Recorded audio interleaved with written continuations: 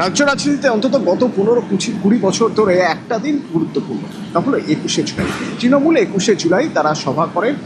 সেই 21শে জুলাই এবার কার? কারণ এবার তো মমতা তৃণমূল আর ওদিকে নব তৃণমূল। তাহলে 21শে জুলাই কারা পালন করবে? কারা পালন করবে এবং তৃণমূল কর্মী সমর্থকরা কাদের সঙ্গে থাকবে, সেটাই এখন প্রশ্ন। জেলায় জেলায় প্রচারে জোর দিচ্ছেন মমতা তৃণমূল। সাংগঠনিক শক্তি প্রদর্শন করতে চাইছে দুই দলই, অর্থাৎ দুই গোষ্ঠী বলা যেতে পারে। একদিকে যেমন জেলায় জেলায় প্রচারে জোর দিচ্ছে মমতা তৃণমূল, জেলা থেকে কর্মী এনে সমাবেশ ভরানোর চ্যালেঞ্জ নিচ্ছে কল্যাণ বন্দ্যোপাধ্যায়, কীর্তি আজাদ, মহুয়া মৈত্র।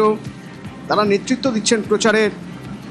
ওয়ার্ড এবং পঞ্চায়েত ভিত্তিক জমায়েতে নজর দিচ্ছে আবার এদিকে নব তৃণমূল। নব তৃণমূলের নেতাদের অবশ্য নির্দেশ দেওয়া হয়েছে জেলা ধরে ধরে প্রচার করতে হবে।